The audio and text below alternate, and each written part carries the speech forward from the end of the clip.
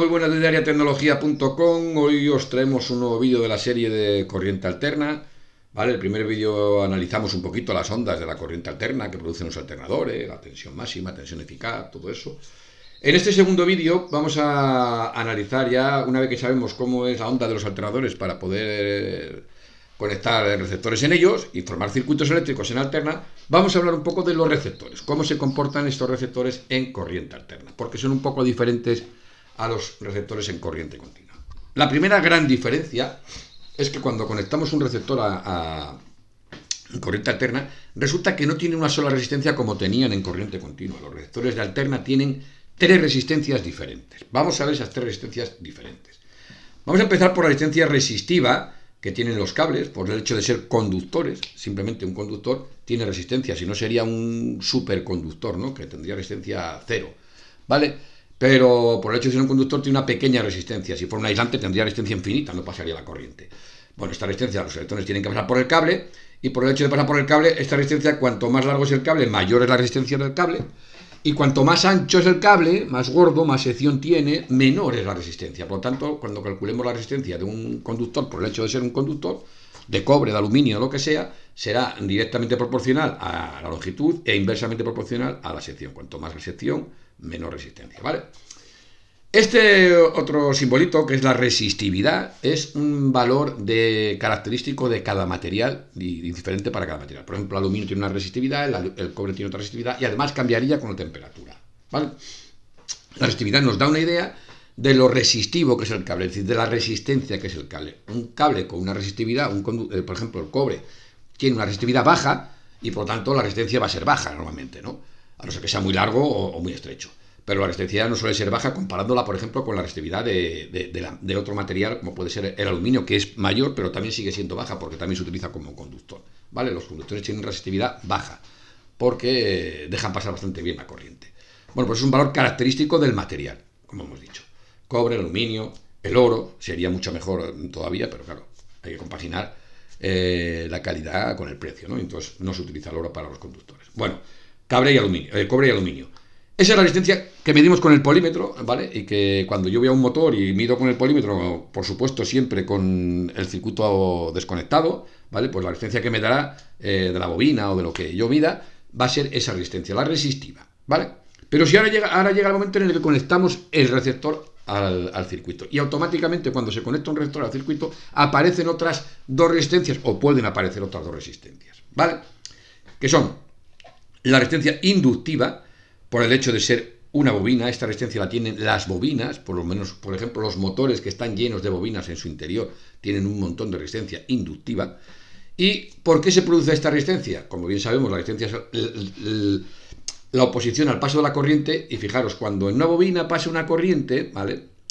Hay una cosa que se llama la autoinducción, y esa autoinducción lo que produce es un campo magnético que crea en las bobinas, que crea una corriente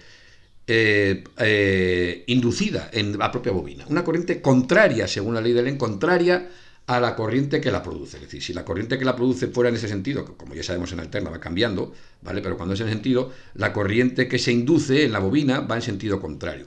Cuando este cambia, pues también, o sea, va cambiando también la corriente inducida. Esta corriente inducida hace que la intensidad sea menor por la bobina, es decir, le cueste más. Por ejemplo, si la bobina pasa en 7 amperios y se induce una corriente de 1 amperio, al final por la bobina pasarán 6, ¿vale? Con lo cual sigue siendo una resistencia. Esa intensidad lo que hace es ejercer de resistencia para que no pase bien la corriente, y por tanto es una resistencia que se llama inductiva, ¿vale? Solo la tienen las bobinas. ¿Cómo se calcula la resistencia inductiva? Pues el símbolo es XL y es multiplicando L por W. ¿Qué es L? Pues parecido a la resistividad, es un coeficiente de autoinducción. Esto lo tienen las bobinas individualizadas también, depende cómo sea la bobina, pues tiene un coeficiente de autoinducción. Si tiene un coeficiente de autoinducción bajito, pues la resistencia será de la bobina, la resistencia inductiva será baja. Si tiene un coeficiente de autoinducción alto, la resistencia inductiva de la bobina será alta. Es un valor característico de la bobina. Y el omega, que es W, que es la velocidad angular, ¿vale? Que como ya vimos es 2pi por F en el episodio anterior, del vídeo anterior. 2pi por la frecuencia, ¿vale? En España 50 Hz, en extranjero, en Estados Unidos 60, ¿vale? En partes de Sudamérica. Bueno, pues esta es la forma de calcular la resistencia inductiva. Bueno, la L se mide en henrios, ¿vale? La L se mide en henrios. Si nos dieran milihenrios, habría que pasar la henrios dividiendo entre 1000, que es muy típico que nos dan en milihenrios. Y la unidad es el H, el símbolo. Hay otros receptores, menos, poquitos, ¿vale? Pero que también tienen otra resistencia más añadida, o que solo tienen esa resistencia, que es la capacitiva. Son resistencias por el hecho de ser o formar condensadores. El condensador tiene una resistencia también cuando se conecta al circuito que hace que impida el paso de la corriente a través de él y por tanto haciendo el efecto de resistencia. Pero en este caso se llama resistencia capacitiva de los condensadores. Su valor es XT y es 1 dividido entre la capacidad por la velocidad angular, por C por W.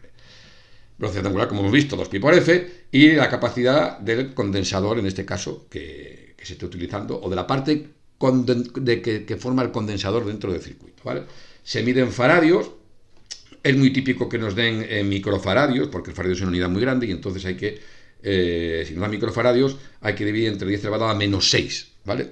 Hay que multiplicar por 1 dividido entre 1.000.000, ¿vale? Porque un faradio es igual a 1.000.000 de microfaradios. Y esas son las tres resistencias. Por supuesto, como bien sabemos, las tres resistencias, tanto la R como la XL como la XT, resistiva, inductiva y capacitiva, las tres se miden en ohmios porque las tres son resistencias. ¿Entendido? Eso sí, ¿hay algún receptor que solo tenga R? Muy poquitos, ¿vale? Y aunque ni siquiera son resistivos puros, las antiguas lámparas incandescentes, los hornos eléctricos y los radiadores eléctricos se pueden considerar como resistivos puros, aunque también tienen, lógicamente, bobina, ¿vale? Pero bueno, eso lo encuentra.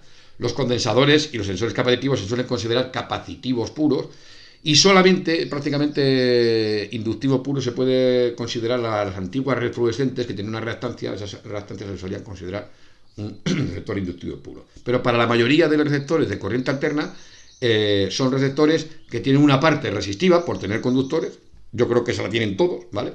Pero también pueden tener una parte inductiva. Por ejemplo, los motores. En las bobinas de los motores tienen una parte resistiva por ser conductores de cobre y una parte inductiva por ser bobinas dentro del motor.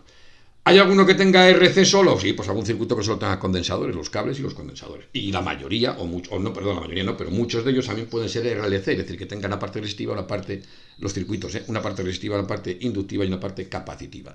Sin embargo, los receptores suelen ser la mayoría RL. Por ejemplo, todos los motores son RL. Sin embargo, los circuitos podemos tener motores con condensador, entonces sería un circuito RLC, ¿vale? Entonces depende si es un circuito o es un receptor.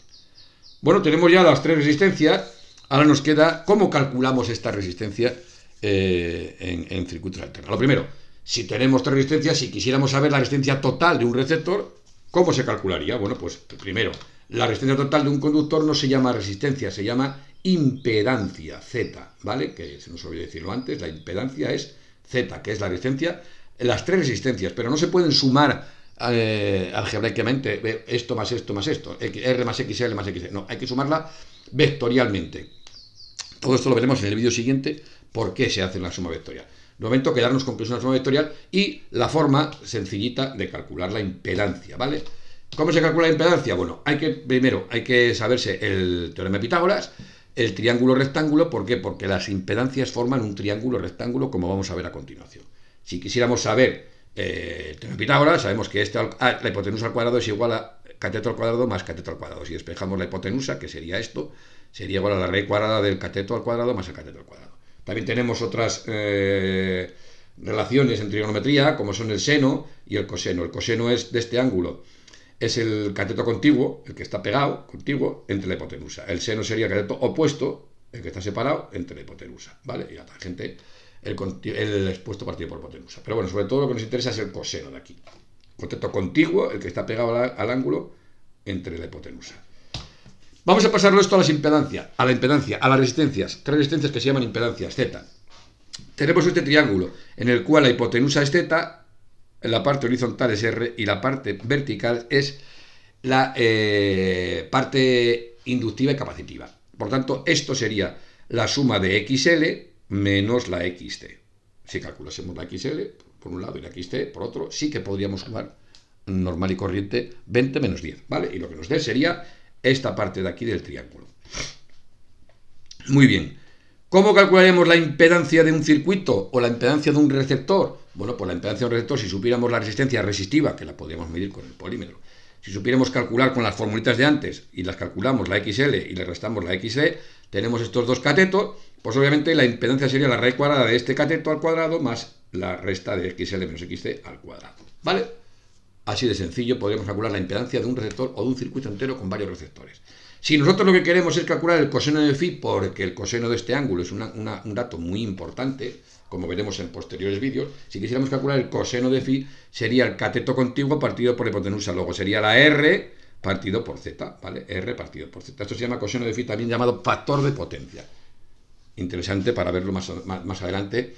En las potencias, sobre todo cuando vemos el triángulo de potencias, la potencia perdida, ¿vale? La reactiva, y las pérdidas y la potencia útil. Bueno, coseno de phi es este valor, ¿no? Obviamente el coseno de phi es R partido por Z, el seno de phi sería la esta x mayor, esta x, ¿vale? Que sería xl menor xc dividido entre z. ¿Para qué podríamos utilizar el coseno? Hombre, también podemos utilizar el coseno para despejar la R. Si supiéramos el coseno del ángulo, o supiéramos el ángulo y calculando el coseno de ese ángulo, sería igual a R partido por Z, pues R sería igual a el coseno por Z, ¿vale? O Z sería igual a R partido por el coseno del ángulo también. Ahí podríamos ir despejando y calculando varias cosas.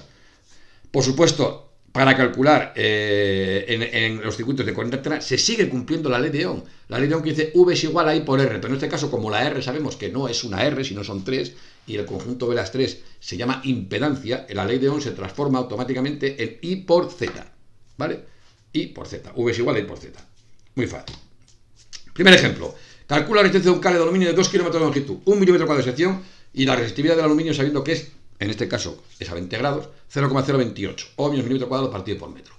Pues muy fácil, la resistencia será en la resistividad 0,028 por 2000, que son la longitud, cuidado, que hay que ponerlo en metros, y la sección en milímetros cuadrados, ¿vale? Y nos da 56 ohmios. Así de sencillo. Otro ejemplo, un inductor, una bobina, tiene 0,1 henrio de coeficiente de autoinducción. Se conecta a una fuente de corriente alterna con una frecuencia de 60 Hz. Calcula la subreactancia inductiva. Pues nada, 2pi por F y por L. ¿Por qué? Porque 2pi por F, recordamos que esto es omega por L. 2pi por 60 por 0,1. Me lo da en henrios, si me lo hubiera dado milihenrios tendría que dividir entre 1000, así de fácil. 37,7 ohmios. Otro ejemplo, un condensador capacitivo puro. Tiene estos faradios, ¿vale? Estos faradios. Si se conecta a una fuente de corriente alterna, 60 Hz. Calcula la reactancia capacitiva. Bueno, pues 1 partido por C por W. 1 dividido, cuidado, hay que hacer la división primero de esto de abajo y luego hacer 1 dividido entre lo que mide todo esto. 0,05 por 0,005 por 2 por 3,1416, que es pi, recordamos que es el número pi, 3,1416, por 60. Si divido 1 entre toda esta operación, me da 53,52 ohmios. Así de sencillo. La resistencia resistiva, resistencia inductiva, resistencia capacitiva. Si ahora yo, por ejemplo, me dieran en el ejercicio 2, por ejemplo, como es un caso de un motor, que me dice un motor que tiene 30 ohmios de resistencia resistiva y tiene un coeficiente de autoinducción de 0,1 henrio, ¿vale? La L, recordad, esto no es XL, esto es L. Vamos a calcular la impedancia total. Bueno, primero, para calcular la impedancia total, sabemos que según el triángulo, ¿vale? Según este triangulito que tenemos aquí, vemos que la Z era igual a la raíz cuadrada de R cuadrado menos XL menos XC. Obviamente, si no hay XC, si esto no hay, será XL al cuadrado, ¿vale? Bueno, ahora sí, volvemos otra vez para allá y tenemos que XL Z es igual a R cuadrado más XL al cuadrado. Como no sabemos XL, vamos a calcularla previamente. XL es igual a 2pi por F por la coeficiente de autoinducción, el 0,1 henrio. 2pi por 50, que es la frecuencia, por 0,1, 31,42. Ahora sí, la Z, la impedancia del receptor, en este caso del motor, será 30 al cuadrado más 31,42 al cuadrado. Hacemos toda esta operación interna y después hacemos la raíz cuadrada del número que nos da esta suma y me da que este motor tiene una impedancia, un total de resistencia de 43,42 ohmios. ¿Vale? Vamos a ver ahora un caso en el que tenemos las tres.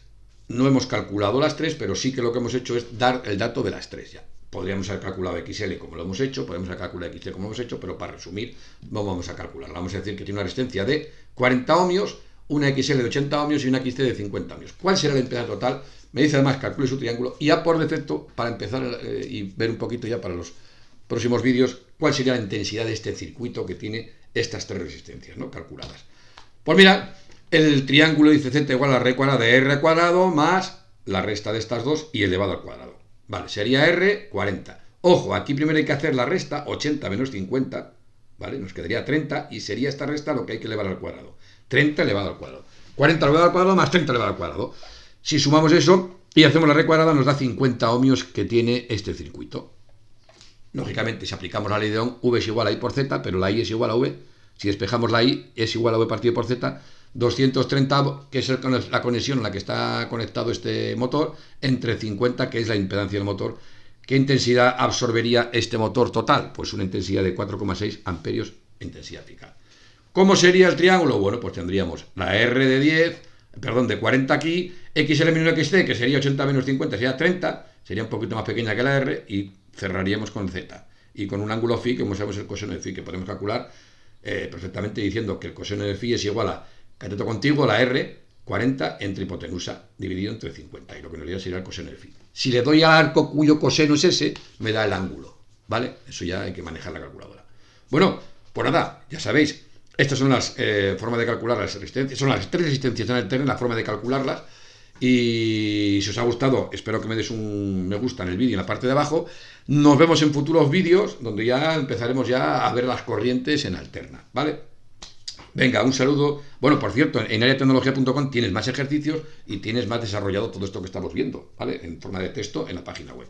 Venga, un saludo a todos. Nos vemos en Área Tecnología. Un saludo.